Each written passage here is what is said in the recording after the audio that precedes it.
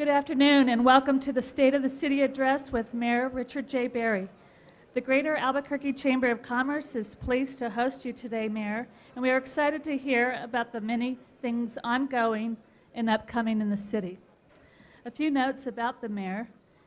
He was first sworn into office in December 2009 and was elected to a second term in 2013. Prior to serving as Albuquerque's Chief Executive Officer, Mayor Berry was twice elected to the New Mexico legislature. He is an accomplished entrepreneur with 2 decades of experience in New Mexico and throughout the Southwest. During tough financial times, Mayor Berry was able to cut the size of local government while keeping city employees on the job and services to the community intact. He accomplished this without raising taxes. With that, I am pleased to invite up to the stage Mayor of the beautiful city of Albuquerque, Richard J. Berry. Thank you. Thank you. Thank you. That's very kind. Thanks.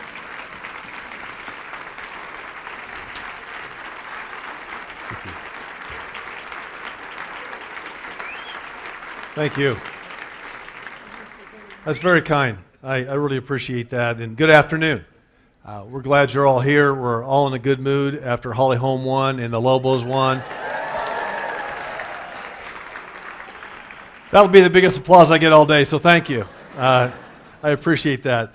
But I want to thank everybody for joining us today for the 2015 State of the City. Everybody joining us on webcast and GOV-TV, thank you so much as well. Terry, Cole, all the Chamber of Commerce, your board members, your members of this great organization, I want to thank you for your leadership in our community, for all that you do. This is a great city, and you really help make it that. So thank you very much. I appreciate you as your mayor. I know we've got legislators in the room today. Thank you to my colleagues, past and present, that I've worked with in the state legislature for being here. Certainly to our city councilors. I believe Councilor Benton is here.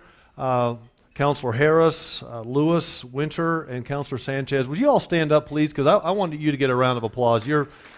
Any other city councilors I can't really see if they're here, I'd like to say thanks.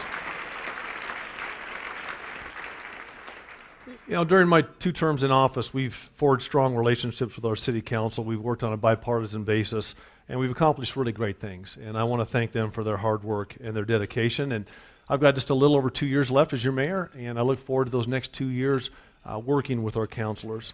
And certainly to our folks from our veterans and our folks in our active duty military from Kirtland, thank you, everybody. I was at Kirtland last week for a briefing.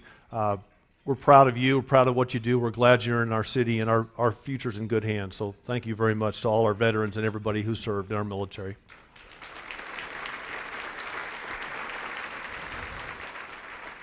And I've got a lot of my directors here today as well. If you're a director, just raise your hand, if you will. These folks come to work every day. They really work hard on behalf of the citizens of Albuquerque. And they're really tireless in their commitment. And if you were in my office on any given day, you would see that firsthand. So thank you so much. Of course, I've got my Youth Advisory Council members here today. Outstanding young people. We started the Youth Advisory Council my first term. They're our future leaders as well, and I want to thank them for helping out with our State of the City today. And certainly, last but not least, Maria, God bless you for being married to me. And your foundational support. I appreciate all that you do. And to have my parents and my in-laws here today, too, is very, very special. So thank you, everybody, again. So every year, I come before you as your mayor, as mayors past and future will do, and we talk about the state of this great city. And in order to do that, we evaluate progress. We talk about job creation, prosperity, public safety, the condition of our city, our environment, and other indicators that really lead this to be a wonderful place that we call home. And I'm going to do that today, and we're going to talk about promises that we've made, and we're going to talk about progress towards those promises. But I want today to start talking about an intangible, and that is the heart and the soul of this city. Look, there's no question we've had a tough summer, a tough couple of months in the city of Albuquerque. We just finished the 5 lowest crime rate years in modern city history. 5 years of the lowest crime rates in history, yet this year we lost 6 of our youth. including Monzano student Jaden Chavez Silver, little 4-year-old Lily Garcia. We lost a good neighbor, Steve Gorecki, in his driveway, all to senseless homicides. Recently, we put to rest one of our very own heroes, APD Officer Daniel Webster, who was killed in the line of duty protecting our community. And we have 2 officers, Lou Golson and Jacob Grant, who are thankfully recovering from severe injuries that they sustained in the line of duty. So if you allow me today, let's just take a moment of silence, if we will, and remember these officers, Officer Webster, Officer Benner in Rio Rancho, and all the families who have lost loved ones this year. Would you join me in just a moment of silence?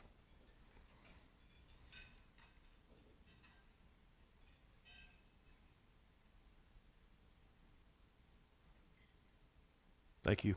I appreciate that. I know the families appreciate that. And the reason I want to address the heart and soul of our city is because when tragedy strikes a community, there's choices that we have to make. Citizens can choose to watch the news and then go about their day-to-day hectic lives, saddened but not really engaged. You know, nobody would blame them for that. But that's not what Albuquerque did. In the face of tragedy, the good folks of our city came together like this city hasn't seen in a very long time, maybe ever. We rallied in support of our families, in support of our police officers, and rather than letting these tragedies define us or tear us apart, we're stronger than ever, we're resolute, we're supporting each other, and we're demanding positive change. And more than anything else that I talk about today, it is the people of Albuquerque and their heart and soul and their resilience that lead me to say without question that the state of our city is strong, ladies and gentlemen.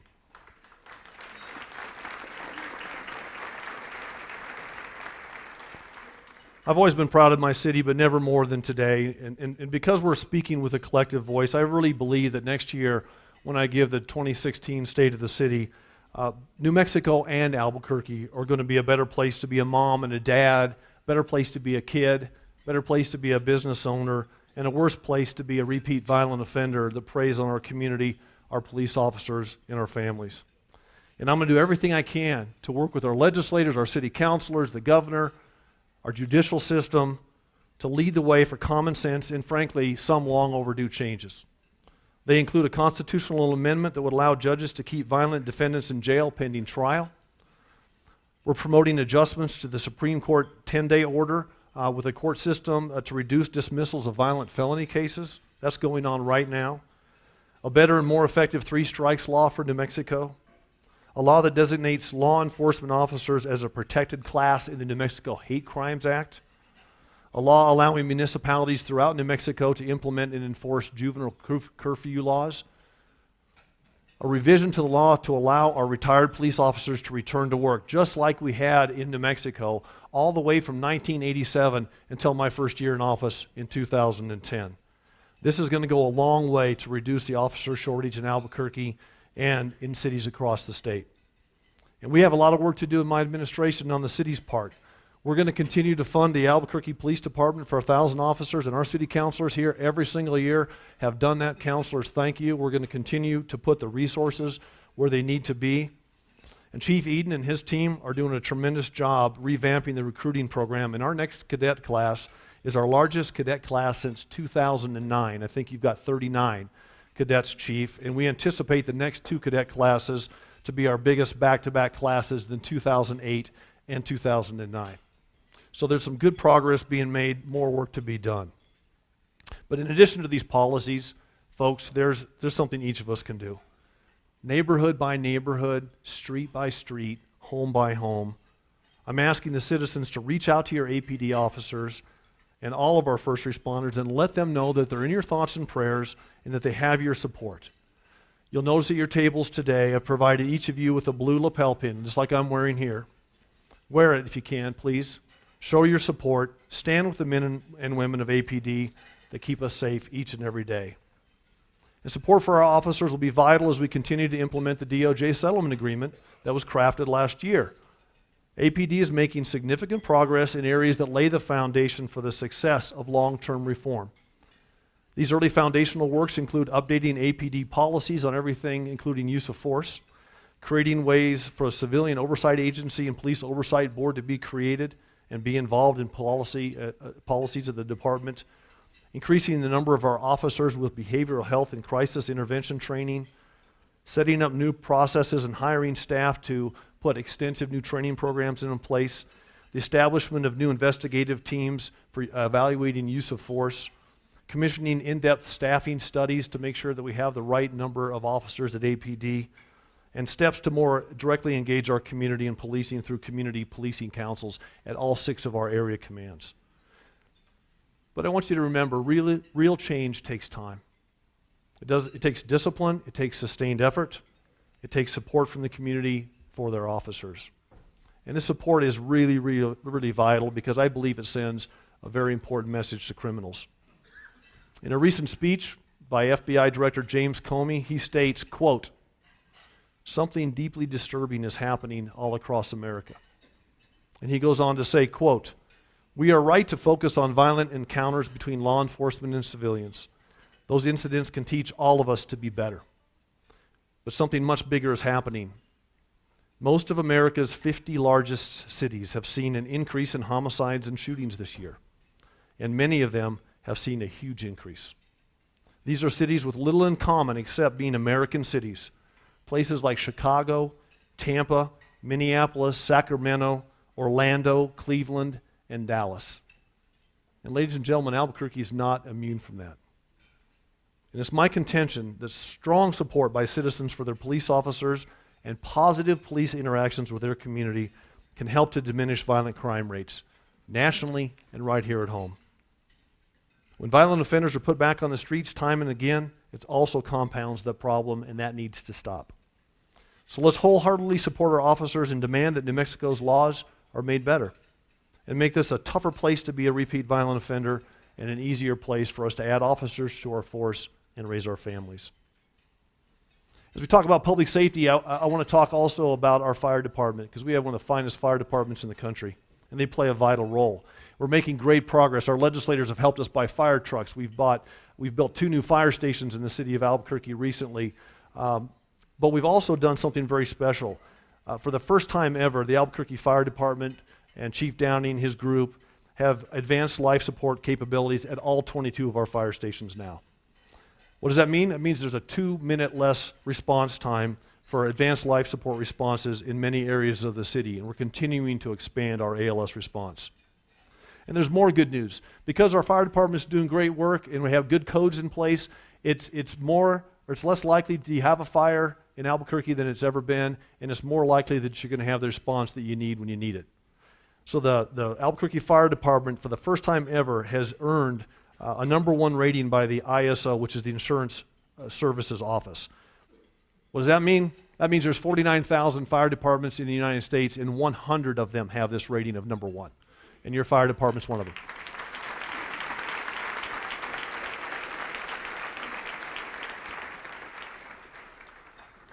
That means you're safer. It also means you're going to have more money in your pocket. It means that hopefully for our commercial property owners, insurance rates will go down. Because when you have an ISO rating of 1, you have the lowest possible insurance rate. So we hope that you see something that'll help us be more attractive for businesses as well. Economic indicators on top of public safety are one of the key areas that we look at to gauge the health of our city. And based on our most recent economic findings, there's no question that we're on the upswing economically in the city of Albuquerque. Before I talk about the current numbers, let's put a little perspective on our economy, and let's look back to the beginning of the recession in Albuquerque. After peaking in the year 2007, Albuquerque really began to feel the effects of the national recession, and we saw 4 years of job losses. In fact, Albuquerque, just from December of 2007 to December of 2009, we lost over 23,000 jobs in the city of Albuquerque. That job loss continued for the next 2 years, and we got around 29,000 in job losses. But things have been consistently improving. I'm happy to report that we've now had 36 consecutive months. That's 3 years of positive job gains in the Albuquerque metro. And since the official end of the recession here in the end of 2012, we've added about 13,500 jobs back into our local economy. And our year-over-year job gains, which we track, are really encouraging. This September, Albuquerque employment data showed a 2.1% increase in jobs compared to this time last year. So that's higher than the U.S. average for the first time in 5 years for job growth. And we're now surpassing growth for each of our key peer cities that we track. That means job growth here is faster than in these other peer cities. So what's happening is, we're not there yet. We get it. We're not spiking the football, but things are improving, and our economy is starting to show signs of that. Our city councilors and myself as mayor, we rely on gross receipts taxes to help put our firefighters and police officers on the streets and do other great things in the city. And this year we've had the best GRT growth in 9 years so far, 6% higher than last year at this time. Now, that can fluctuate, but we hope that continues on an upward path. Housing permits also rose 41% year over year in the city of Albuquerque. And as I talk to my friends in the construction industry, they tell me that we're not there yet, but for the first time in a long time, people are starting to make investments in new residential lots in the city of Albuquerque, and that's a good leading indicator. Home sales data is also encouraging. For the first time in 8 years this summer, single-family home sales surpassed the 1,000 mark on a monthly basis. And median home prices have increased about $13,000 over the last couple of years in Albuquerque. And back to the job fronts, not only have we added about 7,800 jobs in the metro area year over year, but we've had a great couple of months of job announcements. We just announced last week that Scorpios Technology will be expanding their operations with an additional 400 jobs in Albuquerque with the potential of an additional 600 jobs. Ladies and gentlemen, these jobs pay $60,000 to $150,000 each. That's a great company, and their technology, their chip technology is so groundbreaking that we think that it's going to be a revolution in the industry, and they decided to stay home, and we're very happy. Last week, we announced 300 new jobs coming to Albuquerque thanks to National American University, and in October, Rural Sourcing is bringing 125 technology-based jobs to our city as well. So this doesn't happen by accident. We've taken a very intentional approach, and we want to make sure that we diversify our local economy, and we think it's starting to really show some results. Let me give you an example. Albuquerque never had a closing fund as we tried to attract companies in the past. My first year in office, during our difficult times from a budget standpoint, we put $2 million aside that we could use to help with job creative incentives. Our city councilors and the administration have now added $10 million more to that. You add that to the $50 million that the state of New Mexico just added, and for the first time in a long time, we are in a really good position to attract companies to Albuquerque. But we can't just rely on recruiting these companies. We have to grow our own, and we have to make sure that you, our existing businesses, prosper and grow as well. So over the past several years, we've undertaken unprecedented steps and have made significant investments that I think will catalyze our entrepreneurship culture and help existing businesses thrive. We're currently in the middle of Global Entrepreneurship Week. We have entrepreneurial events all over the city. Go to @GEWABQ on Twitter and you can follow it. But as part of GEW tonight, I'm going to be announcing the winners of our first ever Mayor's Prize program for entrepreneurship. And that's powered by the Kauffman Foundation and the Albuquerque Community Foundation, who, by the way, is really stepping up on entrepreneurship. We had 27 incredible entrepreneurial support organizations apply, and I'm excited tonight that we're going to be announcing the winners of a combined $200,000 in grants. That's to help local people get into business, stay in business, and prosper. 2 years ago, Albuquerque did not have a single accelerator for businesses, not one. Now we have 6. Our ABQ ID Accelerator has graduated a total of 18 companies. They've personally invested almost $800,000, and they've attracted almost $6 million in private investment. And one of those great success stories is here today. I talked to him earlier. That's Plug Solar. I'm going to grab this little prop here. The Plug Solar device that I'm holding in my hand, you can see it's green. It plugs into the wall. It allows a person to use solar energy anywhere at any time through a special receptor that plugs into a typical electrical outlet. Plug Solar recently won the Consumer Electronics Startup Award for 2015. And Paul Droguet is here. I think he's the CEO of Plug Solar. I know he's the CEO. I think he's here. And Paul, stand up, would you, and wave at us. I can't see with the lights, but we want more. We really want Albuquerque to be the most entrepreneurial city in America. And to do that, we have to take the concept of entrepreneurship to whole new levels and introduce it to both traditional and non-traditional local folks and job creators. That's why we started entrepreneurial centers called TREP centers in our libraries. That's why we partnered with the Kauffman Foundation to bring Village Capital to Albuquerque, an international accelerator to focus on water and energy, two very important things for Albuquerque and New Mexico. 600 companies from around the world applied to be part of the program, and 12 were selected from all across the world to come to Albuquerque.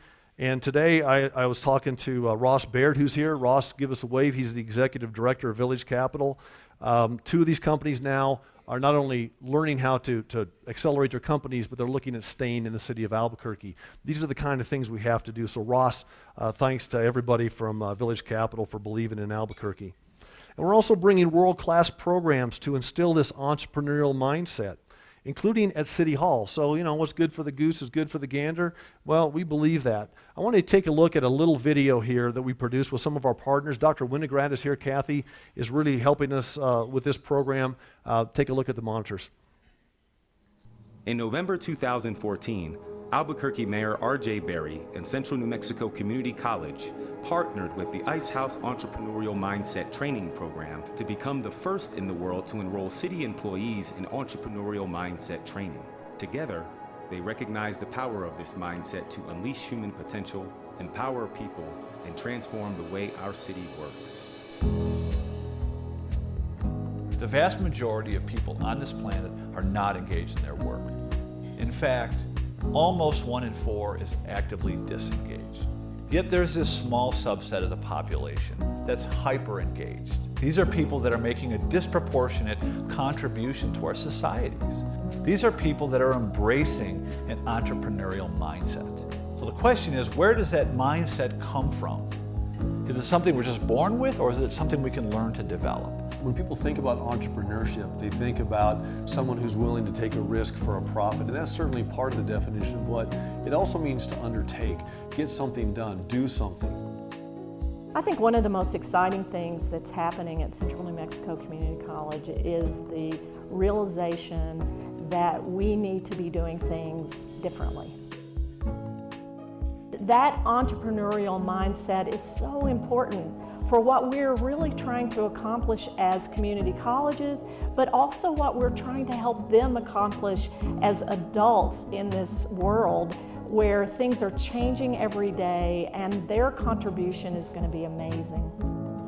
The cool thing about the Ice House program that we're teaching is that you don't have to start a business to take this program and have it benefit you in your life. We are helping facilitate people to change the way that they think about their role in their current situation in life. I've been doing this for about 20 years here in Albuquerque, and I thought this may give me a fresh perspective in learning how to look at the nonprofit world in a different way. And I can hear the instructor, Tom, in my head that problems are opportunities. This is some of the most impactful, exciting curriculum that I've ever taught. You know, at first I was, a class. I'm not really a classroom guy. I'm more of a hands-on, let me get out there with my guys and mess around with those big garbage trucks, So ultimately we are a business and we need to provide a certain service to, roughly 250,000 people in the city of Albuquerque. So just to know that I can carry myself as a business owner is really powerful stuff.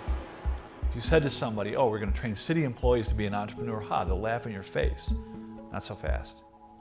There's some amazing things happening here in Albuquerque. And what we simply did with our employees is we said, we want you to love your job, because if you love your job, you're going to provide better services to our client, which is the taxpayers. We want you to think differently. We want you to address a problem in a way that only an entrepreneurial mindset can do. An entrepreneurial mindset fosters the creativity, the critical thinking, the communication, the teamwork, the perseverance, the resilience, and the grit that can empower ordinary people to do extraordinary things. And once that light bulb goes on, then all of a sudden the mystery is out of it. And it's not some notion of what is an entrepreneur, how do I do that? It's a long word, hard to spell, but it's not hard to do. And the reason it's not hard to do is because I think we're all wired for it.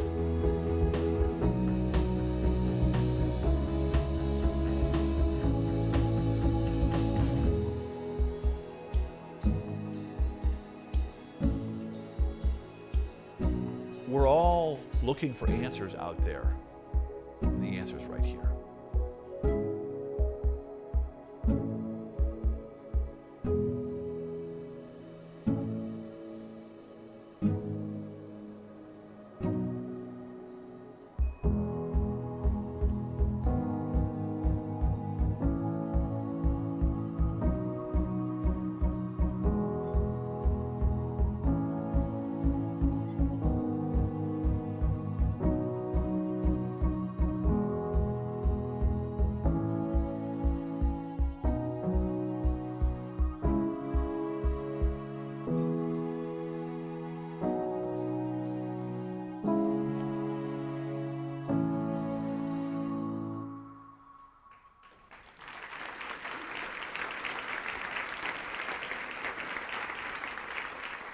This is a very cool thing, and it's working.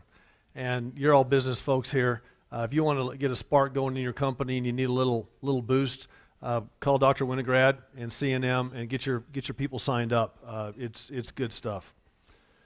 So things are shaping up. The film industry is shaping up in 2015 to be a great year. We think the direct spend this year will be in the excess of $150 million. We've got Innovate ABQ, which is our project that continues to move forward, not too far from us here in downtown Albuquerque. You've read about UNM's Innovation Academy. They're going to be one of the anchor tenants at Innovate ABQ. Thanks to President Frank and everybody at UNM for bringing the flagship university down to the core of our city, as well as with C&M. Innovate is also the home of the Epicenter, and I think there was something in the newspaper just yesterday about the Epicenter. Check that out. It's our first ever community center for entrepreneurship. There's a lot of things happening there, from digicamps to teaching people how to start businesses to helping the immigrant population. There's just lots and lots of things going on. And I want to thank the Albuquerque Community Foundation. They really helped us make that a reality. But beyond our work to create a thriving entrepreneurial ecosystem, we've got another big vision for our economic future. And that's looking at Albuquerque as a distribution hub. Nationally and even internationally, something frankly I think we should have done decades ago. We know that in 2014 that our state exports grew the most out of any state in the country, and what people don't sometimes realize is that half of the exports into Mexico come right out of the Albuquerque metro.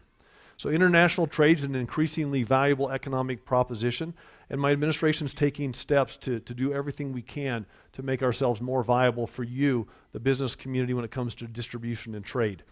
Along with the University of New Mexico and the state, we opened our first ever trade office in Mexico City, and we've already are having companies go down there and visit. You're welcome to come down. Kinesio just went down with us on a trade mission that Maria and I led a couple of months ago. They've already signed with one of their distributors in a city of 22 million people after coming down to visit. And I believe that's really only the beginning of many opportunities that will result out of this partnership.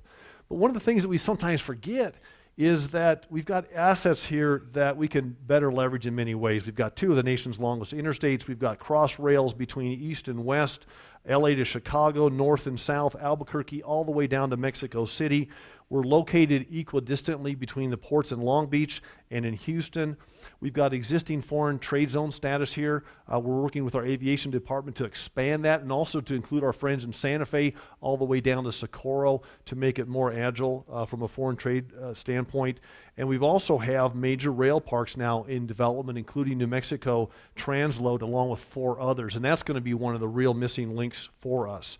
So access to Mexico is also growing through Santa Teresa. It boils down to this. There's not a city in the world that could afford to build the infrastructure that we already have. Nobody. So we've undergone and have commissioned a study along with MRCOG on cargo-oriented development to help us identify these opportunities to make Albuquerque the center of a regional transportation hub. And every day we're just continually looking for those opportunities. So as business leaders, I need you to be coaching us up on what you need, telling us what we can do to make things better for you, because we do want this to be the most entrepreneurial, most business-friendly city in the country. But to do that, we also have to be a great place to live. And we have to invest in our place. We want to be a great place to raise a family, and we're doing just that. I have a map here I'd like to show you. Since I took office, I'm a contractor by trade. I like to keep track of our projects. We've had 291 infrastructure improvement projects since I took office. That's almost $400 million.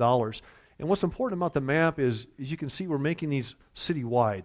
They're not just clustered in one part of the city or another. And we're being smart about these investments. I tell my folks every day, let's make smart public sector investments that will help drive private sector investments and make sure that it improves quality of life. One of those next potential investments that we're talking a lot about is the bus rapid transit line on Central. This could be a $100 million project, most of those dollars coming from the federal side. We already have our local matches put in place. And at no taxpayer expense, we just finished a $50,000 study by a group called the Center for Neighborhood Technology. And they're telling us that this could drive somewhere between $2 and $3 billion worth of reinvestment and opportunity up and down the Central Corridor.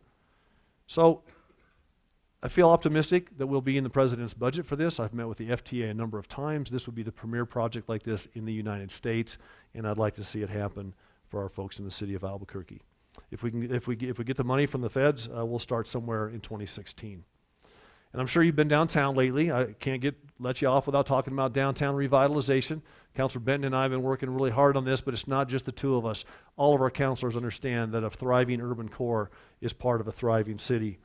From the $25 million convention center renovation to the downtown grocery store that will be done soon, which, by the way, I understand is almost 90% leased. So people want to come downtown. We know that.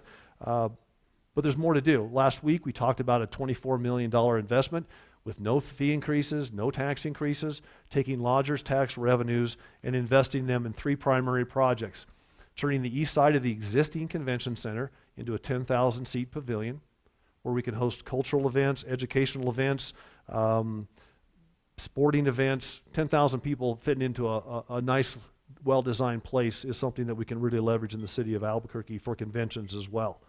Part of that money would go to 400 new parking spots. It's not just that there are 400 parking spots, but they're actually tied to another major investment downtown. And we're talking about doing some more things in Civic Plaza so that you want to come down there and spend some time. But the catalytic project that the parking structure goes with is a proposed $38.5 million mixed-use projects right there at First and Central, right across from the First Baptist site, right in the core of our Innovate ABQ space, if you will. It includes commercial spaces, apartments, entertainment complex, and as I said earlier, it's right next door to Innovate ABQ.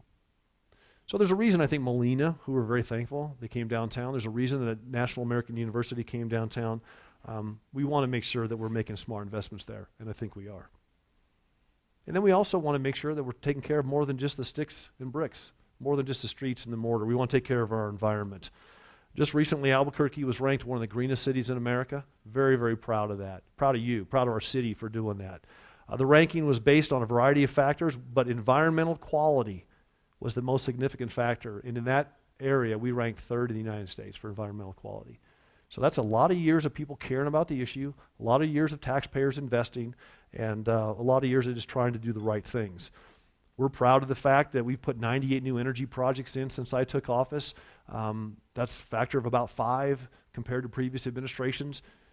It's because we've got the resources to do it, and we want to do it, and we're happy. So I want to thank the taxpayers for doing that. What does that mean in dollars? About $2.6 million a year taxpayer savings for avoided energy costs, and it's also reducing the carbon footprint for our city by more than 11,000 metric tons. That's about the same as planting 300,000 trees in the city of Albuquerque. So we've also ramped up our recycling efforts. You've ramped them up. Our new facility and your blue bins, through that effort, we've seen the greatest ever increase in residential recycling. We're now recycling over 33,000 tons on a regular basis down there at that facility. And our next logical step, and you'll see this coming up more and more, is our transfer station. We'd like to put a transfer station down where the existing solid waste department is now. That means we can buy smaller trucks. We don't have to drive 200 miles back and forth to the landfill all the time. Much, much better for the economy, for the economy, but also for the environment. But it's also the same as taking another 114,000 trees and planting them because of the less emissions from the trucks. And the best part, if not the best part, one of the best parts is over the next 20 years we can save you $75 million. So we're trying to make smart investments. And we're trying to lead by example. We want to make sure that if we're asking you to be smart and be good stewards of your environment, that we're doing that as well as a city. But no state of the city would be complete without talking about investments in our most valuable treasure, and that's our people. You've heard about our homelessness initiative, Albuquerque Heading Home. We're now up over 450 people, chronically homeless, most medically vulnerable, most likely to die on the streets, that we've put into housing thanks to your help as a community. We know from the University of New Mexico it costs 31% less for all of us to put somebody in permanent housing than to let them survive on the streets and struggle being chronically homeless. We have cities all over the country now that want to hear about what we're doing. And in my last year's State of the City address, for those of you that were able to go, I made myself a little nervous. I said, Albuquerque, New Mexico is going to end veterans homelessness by the end of 2015. We use the HUD evaluation of veterans homelessness to gauge our progress, just like other cities do. And we all knew it would be a heavy lift, but we also knew it would be the right thing to do. So most recently, I met with the folks that are our partners from the New Mexico Coalition to End Homelessness, and today I'm really, really proud and pleased to support that by the end of 2015, we are on track to end veterans homelessness in the city of Albuquerque, New Mexico.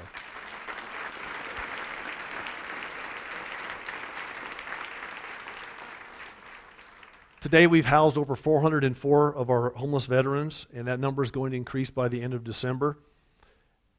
We know that realistically, when you talk about homelessness, there's always going to be someone that's homeless that needs help that day, including veterans, but we now have frameworks in place to get them housed within 30 days and to make sure that they don't have to struggle for survival on the streets. None of this happens by accident. None of this happens just out of the mayor's office. Goodwill Industries, the Veterans Integration Center, the New Mexico VA with their VASH vouchers, they really ramped up our VA vouchers, and of course Albuquerque Heading Home all deserve credit for this. They're just doing wonderful work, and really thankful for what we're doing. But this year we've created yet another innovative approach to addressing an age-old challenge that every city faces. Say it with me, panhandling. We call this There's a Better Way campaign, and I'm going to tell you a little bit more details, but I want you to watch last video of the day, but watch this, and tells you about what we're doing with this. Well, I'm Richard Berry, and I'm the mayor of the great city of Albuquerque, New Mexico. And Albuquerque, like most cities, has issues that need to be addressed, and we need to look for better ways to do that. Panhandling is one of those issues. Many cities, including Albuquerque in the past, have been punitive. They give tickets out, and that just hasn't worked. So we've decided to take upon ourselves a new and unique initiative called There's a Better Way. What's going on, man? You want to work? Huh? Meet me on this side. Okay. My name is William Cole. I do security, and I'm the van driver for Better Way program for St. Martin's.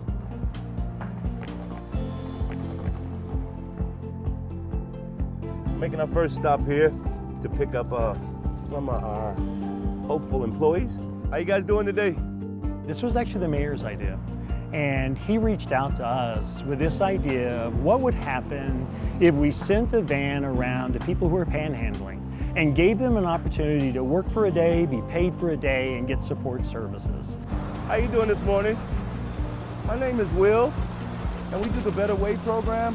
What we do is we offer $9 an hour for a day's work, and we pay you cash at the end of the day. Would you be interested? Well, I thought it was the city coming to tell me I needed to get off the highway first. I had a 3-bedroom house, I had my kids, I had everything in the world going for me, and I had anxiety, and I just started pulling my hair out, and I knew I was gonna lose everything, and I did. All right, let's get it going. How are you today? Everything's good? How are you, ma'am?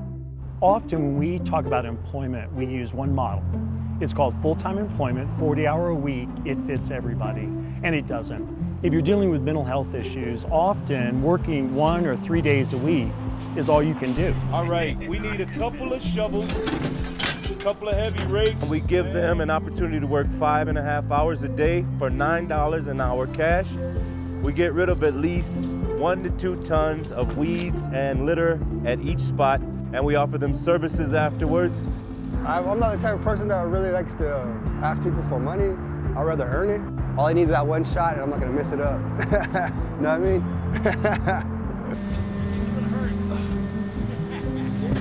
I go around cleaning up anyways, just for free, because it's like the world's a dirty place, and so I like cleaning up. And I miss cleaning my house, so I don't have a house to clean anymore. This particular program has lots of small instantaneous goals of getting people off a street corner. And I know that the mayor would echo this. Nobody survives well panhandling on a street corner. In a lot of the neighborhoods, we get people that come out and they really appreciate the beautification work that we're doing in their neighborhoods. Overall, I think this is a better way for people to get money into their pockets other than panhandling. Something happens when you get cash in your pocket. You feel a little taller, you feel a little bigger, you feel a little bit more in control of your life. It's kind of a small miracle. What we're saying to folks is there's a better way. There's a better way than standing on a street corner asking for money. There's a better way than handing $5 out your window. The better way is to give people the dignity of work, let them beautify their city, and get them connected to services so they can get back on their feet.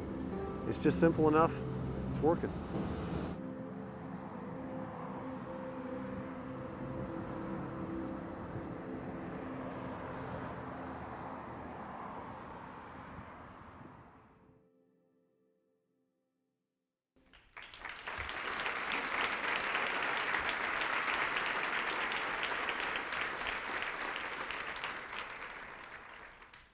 We can actually end panhandling, and we can do it in a better way. There's a better way than standing on a street corner asking for money. There's a better way than handing $5 out the window and maybe even perpetuating a downward spiral for somebody. Our friends at the United Way of Central New Mexico are hosting this for us.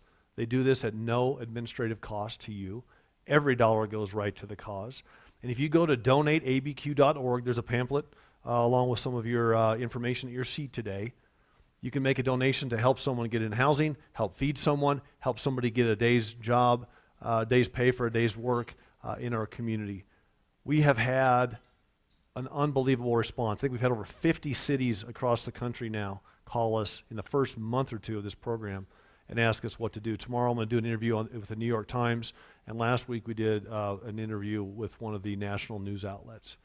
So this really puts Albuquerque in a good light. But I'll tell you what, there's a couple of folks with us today. Father Rusty, who you saw on the video, is with us today. He is from St. Martin's, along with Vicki Palmer. Would you two stand up? You're just doing some great work.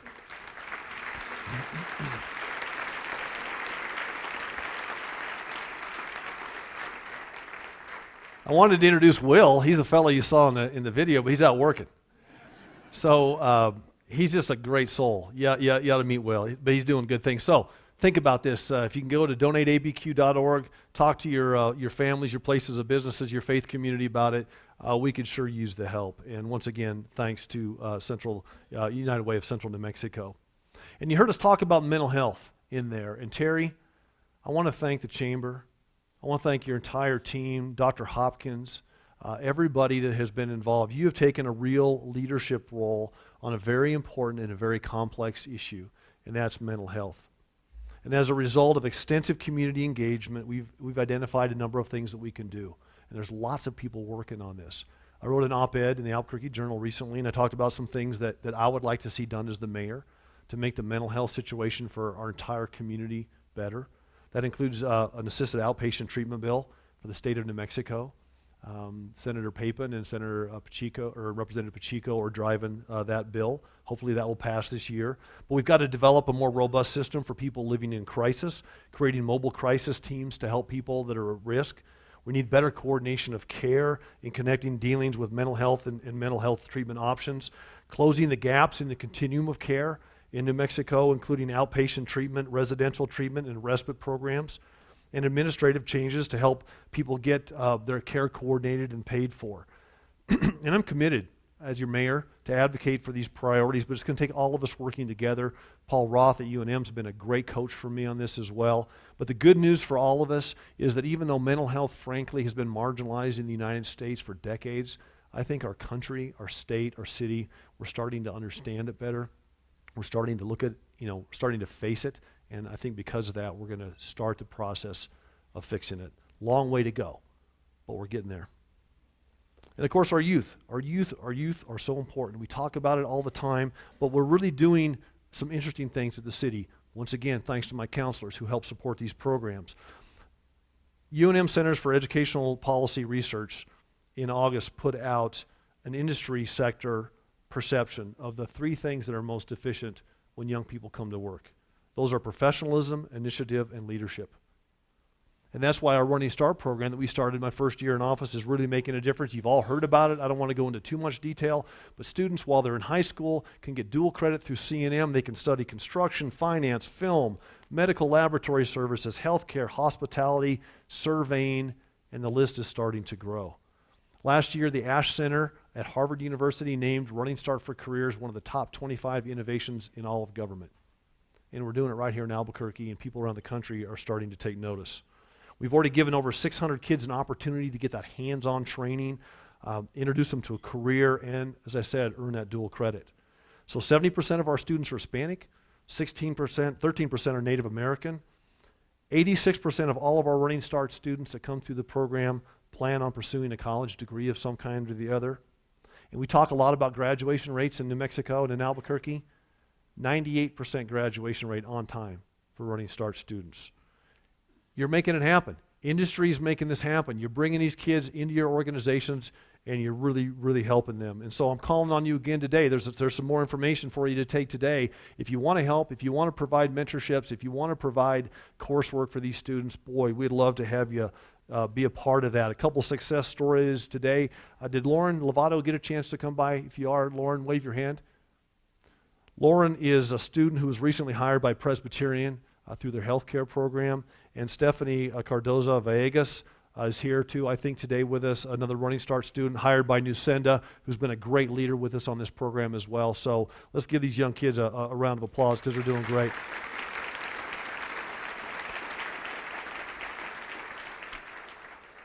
And we all hear about the dreaded summer slide every year. We hear that our kids, our students, especially low-income students, lose about 2 months of grade equivalency.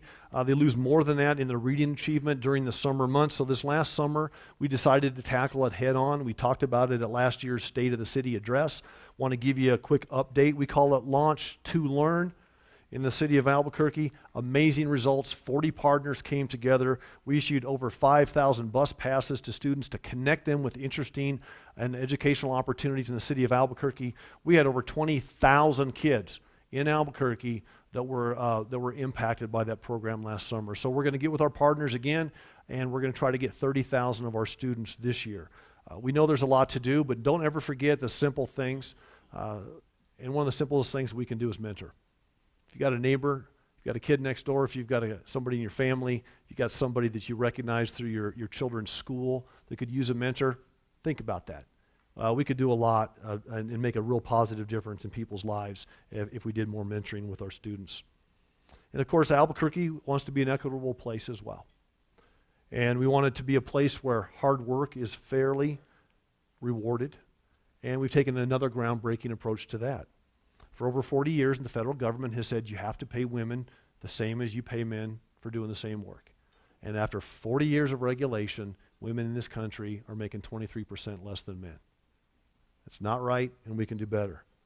So, with the help of Councilor Gibson and I think all of our city councilors on a 9-0 vote, we actually are starting to incentivize pay equity in the city of Albuquerque, and we do it by providing a preference to companies that do business with the city. If you want to do business with the city and you can show us that as a beginning mark, you're at least within 10% pay equity, you're going to get a 5% preference. Yesterday we had a press conference. We had the first 19 companies that have been able to meet that threshold, and it wasn't that hard for them to do it. They just had to study it, they had to look at the situation, and they had to make a few changes, and they got there. And we had our first company who's now been awarded a contract with the city of Albuquerque because they were in this program, and it made a difference for them. So we want to continue this program, and we want to continue by next January. We're going to have another bill that takes a 10% threshold down to a lower threshold, and we're going to be moving towards zero. But we want to telegraph to businesses what we're doing so that nobody gets caught by surprise. We're starting at 10, we're moving lower, and we're going to keep going to zero. And I think this is going to be something that really puts Albuquerque on the map from the standpoint of caring about gender pay equity, because creative, smart people want to be in a place that is equitable. So we're making progress there, and we're continuing to try to take care of your dollars. And I'm transitioning now into a little bit of a fiscal responsibility discussion. We started in our first year a program called Efficiency, Stewardship, and Accountability. We decided, like you saw in the entrepreneurial video, to incentivize our city employees to save money on your behalf. We give them a few dollars to take back to their departments. We put $20,000 towards that program. So far with that incentive, we've been able to create over $23 million in taxpayer savings because our city employees came in and said, hey, there's a better way than doing this thing the way we're doing it. And then we're listening, and our directors are listening. We think that we had $4.1 million in savings in just 2015 alone. So we're taking those dollars then and we're putting them to other uses. We're continuing to build the reserves of the city of Albuquerque. For the 5th consecutive year, we built the reserves for you, the rainy day fund. We were also able to keep our AAA bond rating while cities across the country saw theirs drop. And we're just trying to take care of your dollars like they were our own. For our 5th consecutive year, the budget that we had come out of the city council that I signed, that we sent down originally, grew your government at less than the rate of inflation. And that's pretty diametrically opposed to some things we'd seen in years past. So we're back on good, solid fiscal ground. The economy's starting to improve, starting to add jobs. I need your help. Keep going out there and doing everything you're doing because we can't do it without you. In fact, you are the economy. So let us know how we can help. And people are starting to take notice. And I'm going to kind of wrap up today talking about this notion of how we're perceived, how we perceive ourselves, and how people from the outside perceive us. There's no question that our investments are starting to pay dividends. There's no question that there's good news to talk about. There's no question that there's challenges, some of them extremely tough, that we have to face. But last year, we went out and we had a polling company do a scientific poll for us, a scientific poll, and we went out to 1,000 business leaders around the country, and some of you have heard some of this data, but I want to share it with the rest of you. And we asked them, what do you think of Albuquerque, New Mexico? You know, we're isolated, we're a long way from Denver, we're a long way from Phoenix, we're a long way from El Paso. You know, we see ourselves through our own fishbowl sometimes. How do other people perceive us? A couple key data points. Respondents were asked a series of word-paired questions. What do you think of Albuquerque? Dangerous or safe? 63% describe Albuquerque as a safe place. Only 8% of people, business leaders across the country on a scientific poll, thought we were a dangerous place, which actually tracks with some of the FBI statistics. And you know, we've had, as I talked earlier, a tough couple of months here. We've had some high-profile things that have rightly hit the news. But if you actually look at the ranking of U.S. cities, we're 414th as a ranked U.S. city for violent crime, according to 2014 uniform crime data that comes out of the FBI.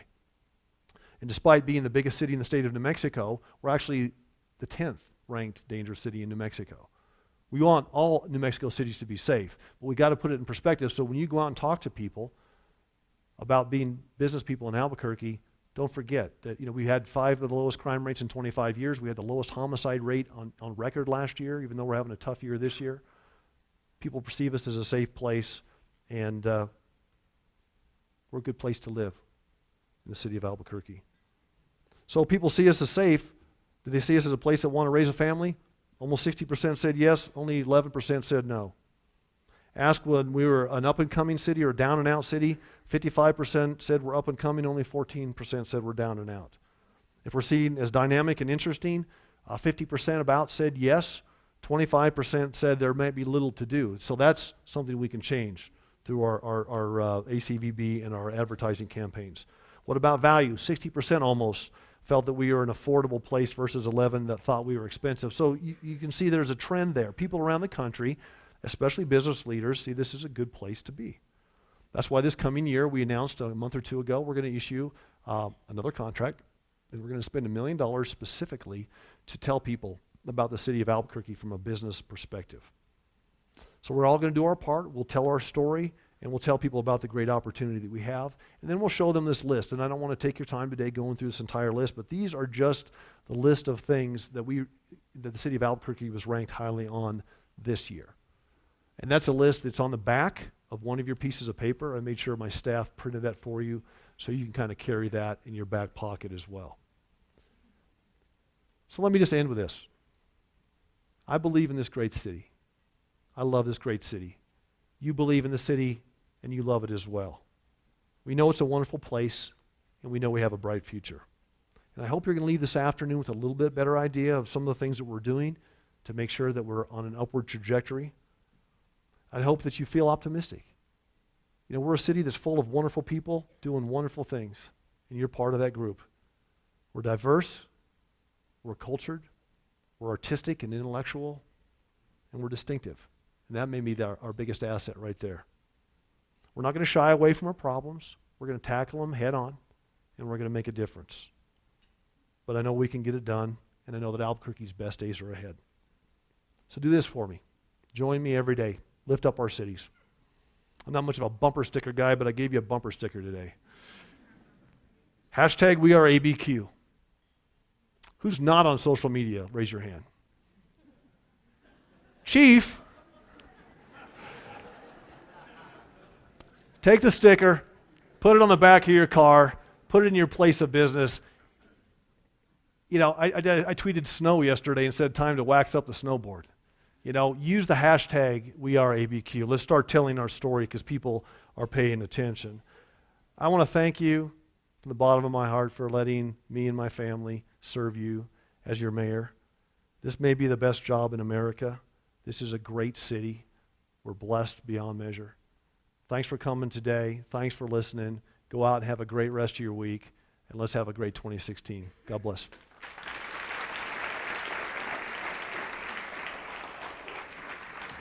Thank you.